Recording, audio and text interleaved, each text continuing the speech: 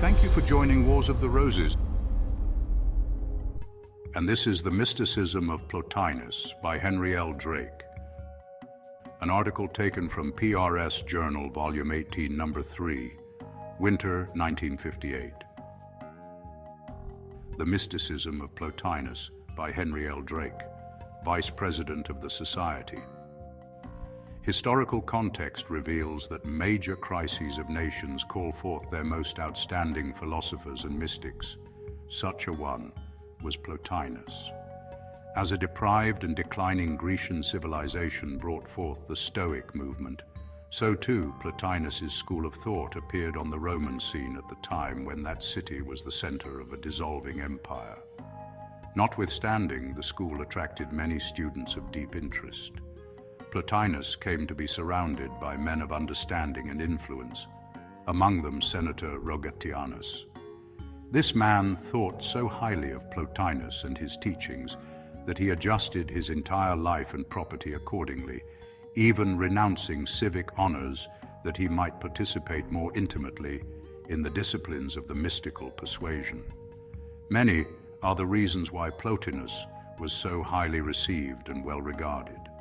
Among them are to be listed his individuality and uniqueness, the caliber of student he attracted to him, his own profound investigations carried on with the respected instructors of Alexandria, and his association for 11 years with the elusive Ammonius Saccas. Also to be mentioned are Plotinus's travels. At the age of 39, he accompanied Emperor Gordian on expeditions eastward in order to become familiar at first hand with the religion and psychology of the Persians and Indians. The keynote to Plotinus' contribution to mysticism is exemplified in the following statement: "Soul is to stand as a light, set in the midst of trouble, but unperturbed through all." His great accomplishment was his own mystical union with the One, achieved several times during his unusual life. Notwithstanding such accomplishment, Plotinus was regarded as one of the most practical of men. He had the ability to apply his doctrines in such a manner that regardless of a student's level of comprehension, each might partake of the teaching in accordance with his own understanding. Plotinus tells us that it was precisely his experience of the divine which made it possible for him to cause men, king and pauper alike, to have confidence in him and to follow him.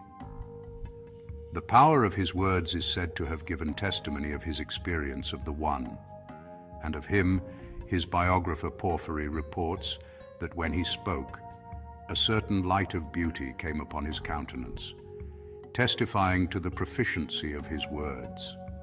So highly regarded was Plotinus that numerous persons left their estates to him for the completion and fulfillment of his ideals, and many parents directed that their children be instructed and guided by him.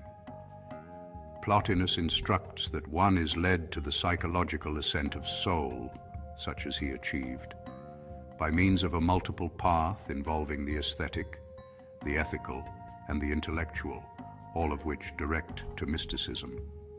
His notion of the aesthetic involves an insight adequate to know beauty, not merely as presented in isolated individual instances and objects of beauty, which are copies of the one beautiful, but also the capacity for comprehending that one beauty in its final fullness as it is in its essential nature. This entails a movement in consciousness which proceeds from visible objects of beauty and relative ideas of the beautiful to the ultimate object or idea of beauty as it is in and of itself. The aim of the ethical discipline is attained when one comes to possess those virtues by means of which the psyche, gradually associated with the good and dwelling more in the contemplative mood, becomes more akin to God. The last phase of the ethical integration carries one who truly desires to improve his state of being to a condition beyond the contemplative, to that highest development in which a likeness to the good is transformed into a certain identity with good. To this experience, all aspirations and loves, in fact all actions, are to be consciously directed. Then, when the psyche has mounted to this apex of its course, it no longer aspires, loves, nor acts, for it now has no end outside itself, nor is there any division within itself of desire and desires, or of seer and the seen. It abides in peace within itself because it has become goodness. To this sublime state, the soul is aided by its intellectual capacity, which, for Plotinus, does not invalidate mystical considerations. He no doubt would have been interested, perhaps fascinated, by such intellectual disciplines of the mind as modern physics, biology, and chemistry. It is through such disciplines that the psyche comes to discern, slowly but for certain, the order inherent in the psyche's structure, and thus to respect the universe and its functions. This admiration involves a conviction of the basic rightness of the universe and of its justice. Intelligence now leads to an understanding of the interrelatedness of individual to universal psyche, and this it is which tends to make of man a mystic, with the result that the soul becomes more conscious of power, of the One, which involves the essence of mystical content and the psyche's relation to that content. Henceforth, the psychological center of one's interest shifts from objective considerations to a contemplation of subjective reality. And so, by degrees, the reality of life will seem to be not a soul reflecting on phenomena outside of itself in an impenetrable sphere of time and space, but the inner activity of a pure intelligence or nous communicating with its own ideas. In his letters to Flaccus, Plotinus tells us of the stages of mental comprehension. Knowledge has 3 degrees: opinion, science, illumination. The means of the first involves the senses, of the second, the instrument is dialectic, while that of the third has to do with intuition. This differentiation sets forth in an orderly progression the means whereby the intellectual acumen of man is moved toward mystical achievement. The consciousness of the individual vitalizes his several functions, makes the various levels of cognition available for practical and spiritual expression. Opinion arises from the senses and results in notions devoid of reason and judgment. It is farthest removed from truth and the One. It is the least dependable and most contradictory of human capacities. Deficient in facts, it is subject to exaggeration and undisciplined emotions. It is the authority of those who have no internal government, for whom the senses become their master. Plotinus's second level directing to rational mysticism is that for factual proof. It entails those dialectical disciplines by means of which searching in both the objective and subjective worlds of being is made possible and orderly. Science, however, is not the summit of intellectual acumen, for beyond science lies the contemplative and intuitive use of intellect, by means of which diversities, internal and external, become united and express the One. Of this process, Proclus exclaims, "After the multitude in souls, elevate yourself to intellect and the intellectual domain, that you may apprehend the union of things and become a spectator of the nature of intellect. Then one beholds an essence abiding in eternity, a fervid life and active intelligence. At this level of consciousness, nothing is wanting and no periods of time required for perfecting ideas and their objects. Here abiding, relinquish all multitudes, and you will arrive at the foundation of good."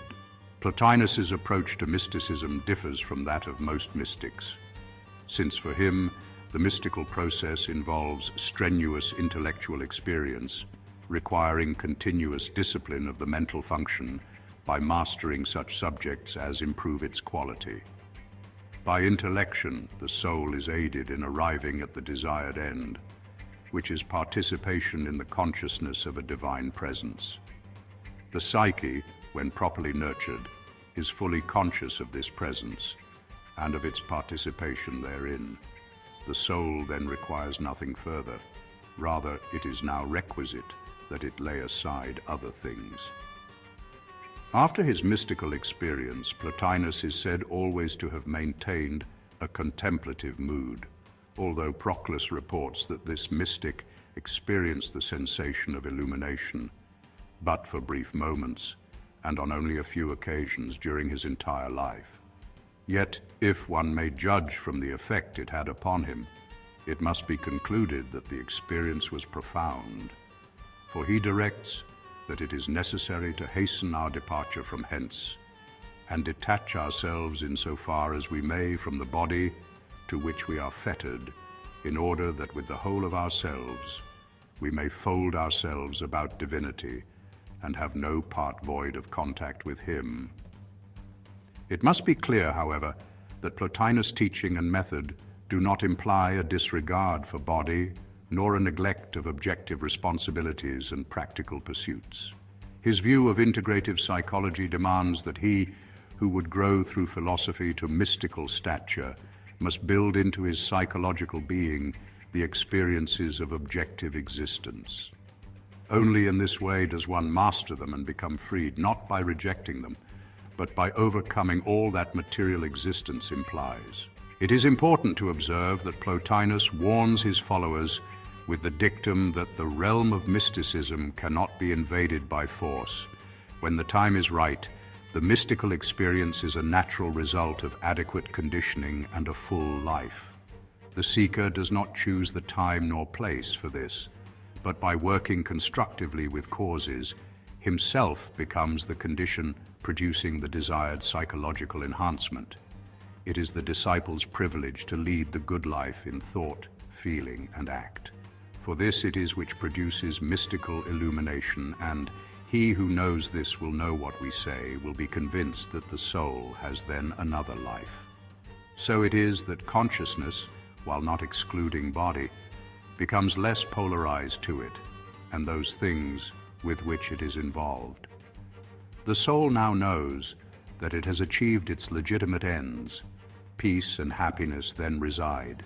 No deception exists, and this state it would not exchange for any other value. Plotinus's conclusion on the matter is that each soul has the responsibility of working out its own destiny, of coming to know these highest states of consciousness, which lie potentially within it awaiting expression. He remarks that humanity is poised midway between the gods and beasts, inclining now to one order and again to the other. But most men always seem to be at a midpoint between the two. Nevertheless, the soul is attuned to the good, notwithstanding that matter has the power to mingle with the emanation of the one and offer resistance to development. However, this opposition is not to be regarded as a real force in nature, for it has no actual essence. It is but the privation of that essential good, which is the real condition of all relative good. Resistance is but the pain which leads to happiness. The discrepancy between evil and the mystical ideal may be reconciled. For every human soul is potentially capable of that contemplative life of intellection and intuition which amalgamates individual psyche with world soul. Plotinus records that originally, before man's descent into matter, his soul contemplated eternal nows with mystical insight. Then its energy was pointed toward the higher realm and knew the good, but the soul turned its gaze earthward, and its energies became polarized to that sphere. It descended into corporeal existence. This descent of man is the eating of the fruit of good and evil, of coming to know, of leaving the Garden of Eden, that he might become a conscious creator in his own right. This is every man's destiny. As the psyche descended into objective conditions, so now it must turn its energy toward the more inclusive world of the actual. Since evil is not an essential form, it is possible for the psyche, while merged in evil or relative good, to turn from particulars to generals and earn its emancipation. Pain, known as evil, but evidences a necessary sojourn from the good, by means of which the ignorance of not knowing is gradually transmuted into mystical understanding and wisdom. This is true for all, since in the worst of men there is a spark of divinity which, having never completely descended to evil, knows the good. Plotinus says that the evil man, deserting what his soul ought to contemplate, receives in exchange another form, a spurious self, a false form, which conceals the reality of itself. The soul can only descend so far, since there are no negative values. Ignorance or evil is but relative good. In the descent itself, corrective procedures are involved, and the necessary conditions of improvement set in motion. But this motion must be engendered by each soul of and for itself. For that the wicked should expect others to be their saviors at the sacrifice of themselves is not a lawful prayer to make.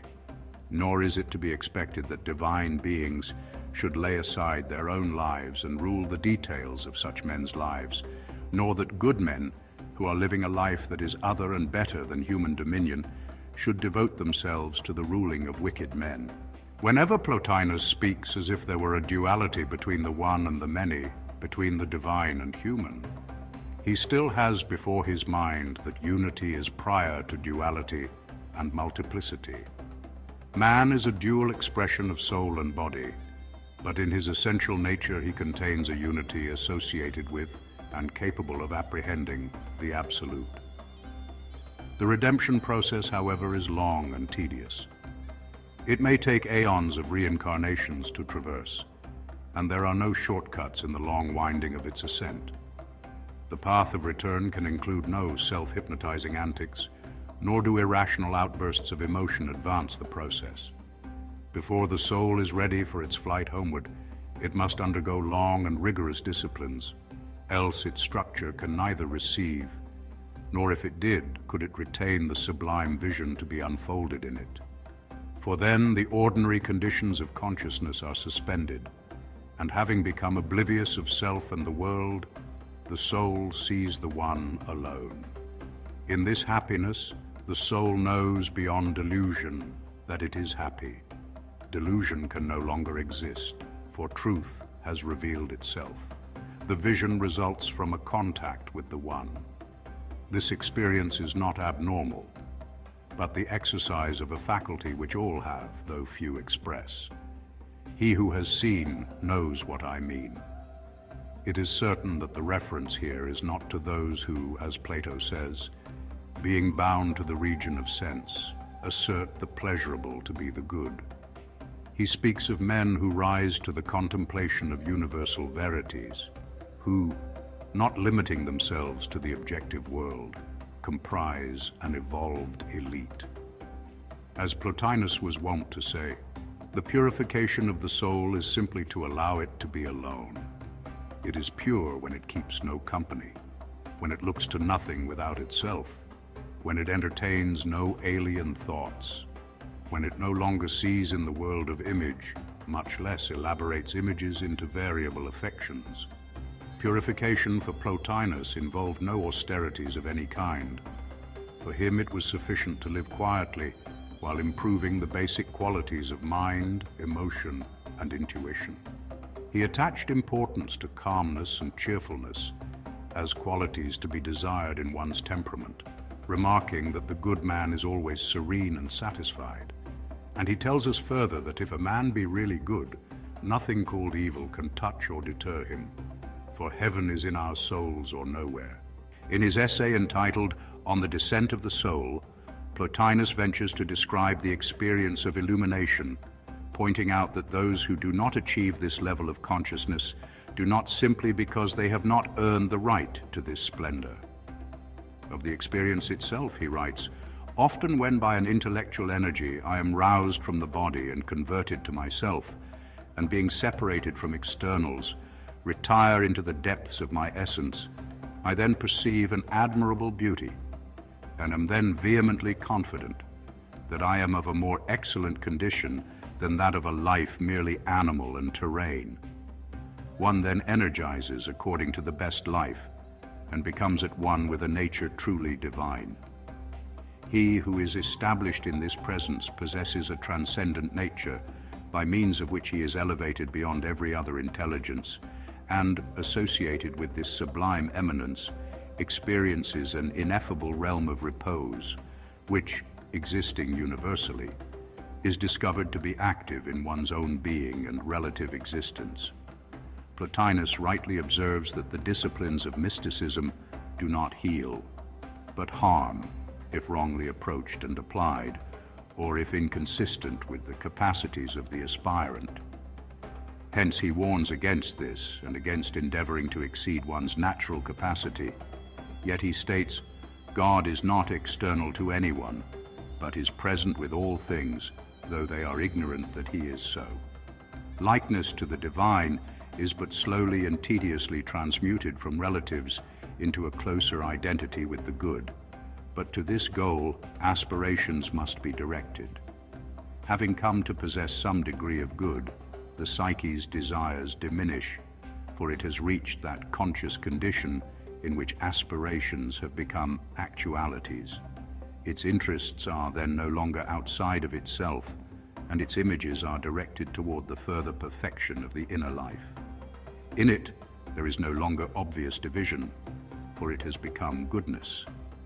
Thus, by degrees, life's reality is consummated by the activity of the pure intellect, capable of communicating directly with its own ideas. Thank you for watching, and please don't forget to share, like, subscribe, and comment. And if you can, please consider donating to Wars of the Roses. Links to PayPal and Patreon are in the description. Thank you so very much.